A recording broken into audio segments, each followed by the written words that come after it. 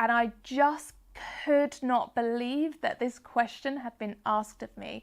I'm pretty sure my jaw hit the floor at that point. No one should be held back in their education or their occupation just because they have a disability or an additional need. The ableist attitude within the education sector is quite apparent, and that does affect students negatively.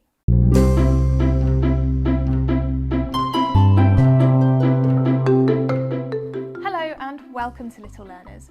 Today's video is something a bit different, but something that I feel very strongly about, and I feel like it's really important to make this video and to share it with all of you. I'd like to talk to you about ableism in education and more specifically disability discrimination within the education sector.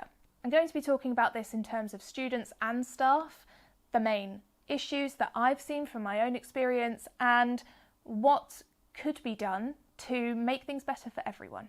If you do find this video interesting at any point, please do click the like button, as it lets me know that this is something that you're interested in, and it also really helps out the channel. So I'm just going to run over a few terms for you that I'm going to be using in this video just to make sure that we are all on the same page about what they all mean. So first of all, SEND or SEND means Special Educational Needs and Disabilities.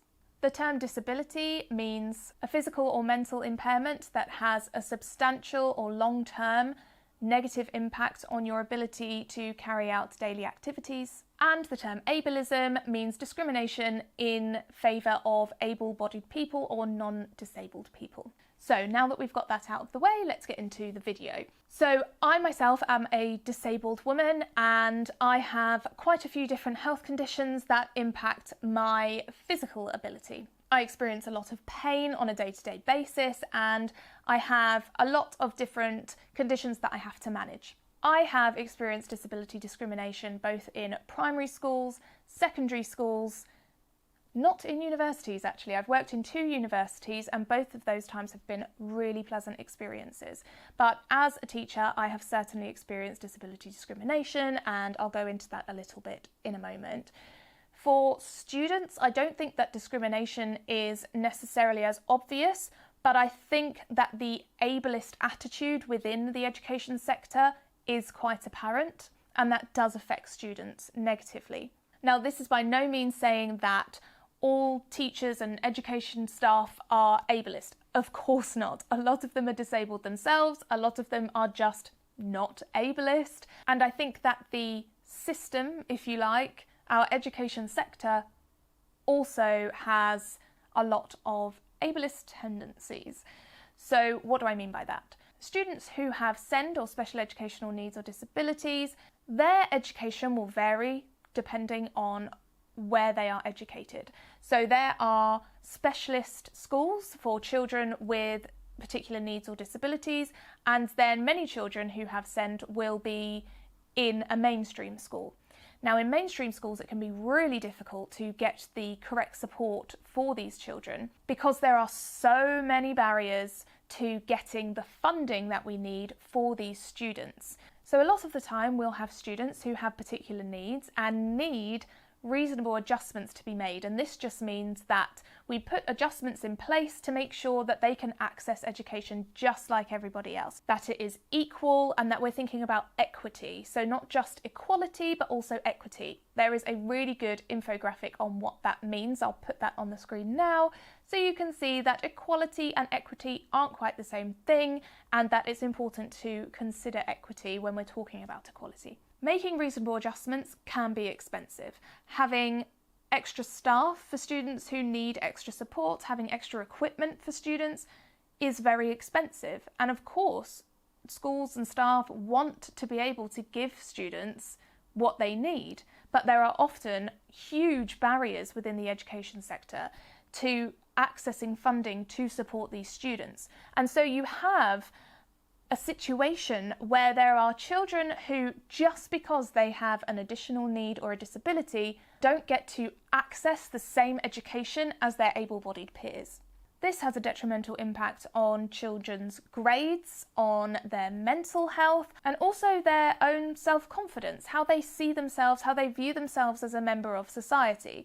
If you see yourself as someone who needs extra support but isn't given it because of money or because someone thinks that you don't deserve it, then you don't see yourself as equal to other people in society. You might start to see yourself as a burden. I certainly did when I was a student. And so that is kind of the system of education that we have, but then we also have people working within that system who are ableist, who bring their own views, whatever they may be, into the school, and that negatively impacts students and staff who have additional needs or disabilities.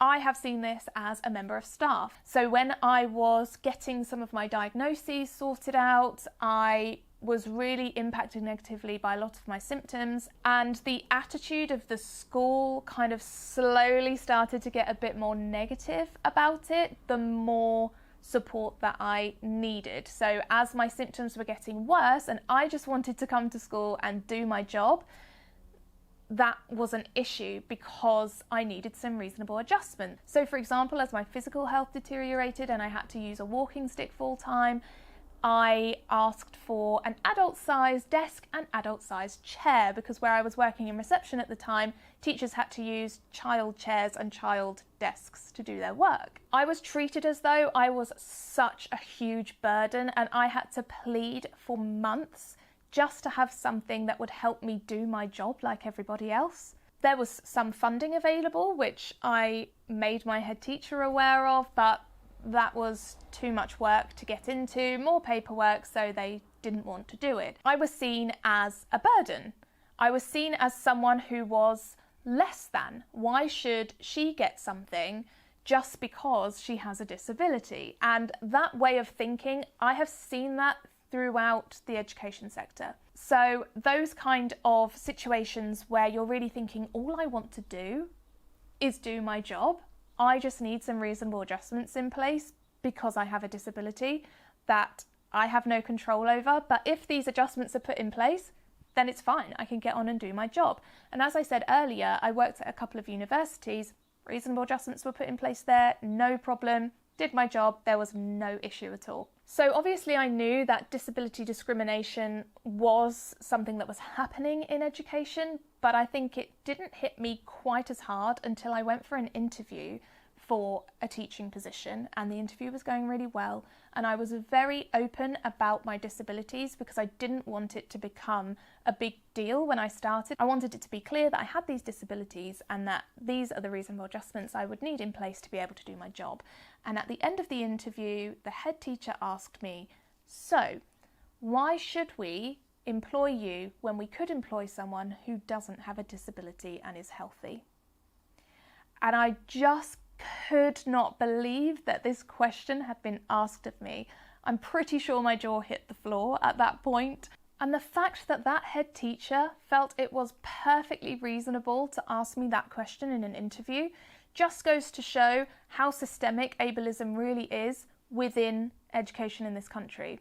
Not just against staff, but of course, definitely against staff, but also within the practices of education when it comes to our students. It is so ingrained within the system that there are just barriers upon barriers upon barriers for anyone who is in a school or an education setting who has a special educational need or disability. Now, why does this happen? I think a lot of this comes from lack of knowledge, lack of understanding of what disabilities are and what additional needs are.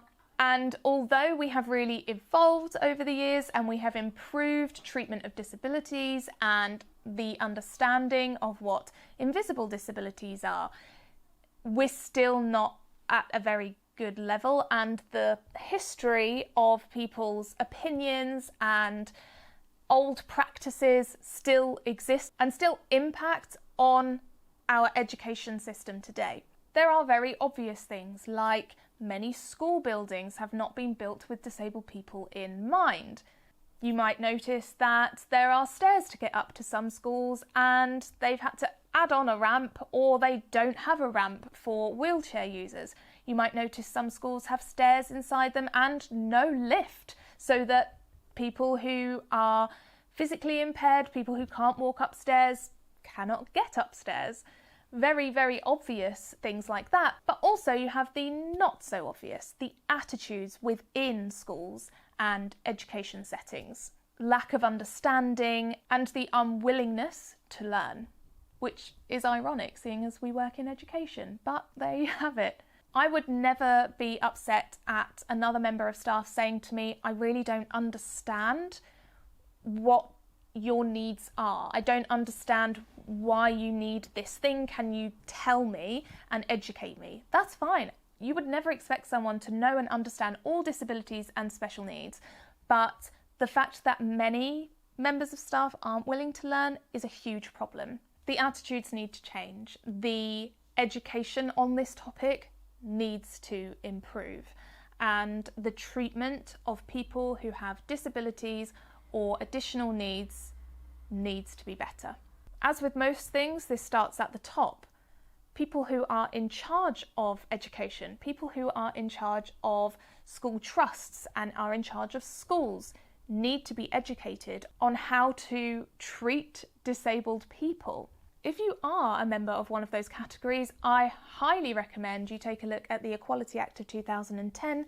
That explains exactly what you should be doing for people with disabilities and what reasonable adjustments you should be making for them to ensure that they can access their employment or their education just like everybody else. We need more training for not just teaching staff but all staff within education so that they can understand the wide variety of disabilities and needs that do exist and what we need to do to enable these people, including myself, to access everything the same as everybody else. We also, of course, need to change the narrative in wider society. We need to challenge those attitudes. We need to challenge how disabled people are depicted in mainstream media.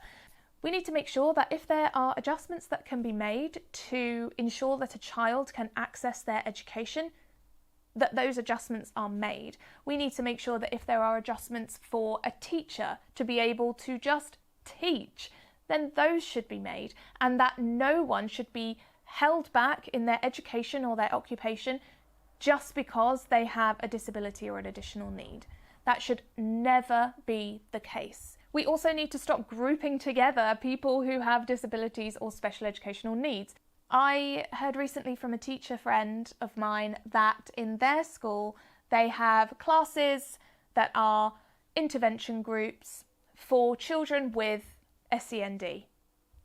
That's the only requirement. So children are coming to this class to improve their maths, for example, but they're only in there because they have special educational needs and disabilities. So every single one of the children in that class has a different need, a different ability, and there is no way to teach them all one thing just because they each come under the umbrella of SEND. This has been a problem for a long time, grouping together students just because they have additional needs or disabilities, but their abilities range drastically and their needs range drastically. So we need more education on this topic, we need to challenge and change attitudes, and we need to make sure that reasonable adjustments are put in place so that everyone gets exactly what they deserve, which is the same access to education as everybody else. Everyone deserves respect, everyone deserves dignity, and no one deserves to be discriminated against negatively just because they have a disability. I hope that this video has been informative for you. If you have experienced this yourself, please do let me know in the comments below. I'd be really interested to hear your experiences and your thoughts. If you would like more videos about disability in education, please do let me know in the comments below, or just like this video. That lets me know that you're interested in this topic, and do click the subscribe button so that you get to see if I make a follow-up video. Thank you so much for watching. This is a really important topic to me, so I really appreciate you sticking around for the whole video. I will see you next time.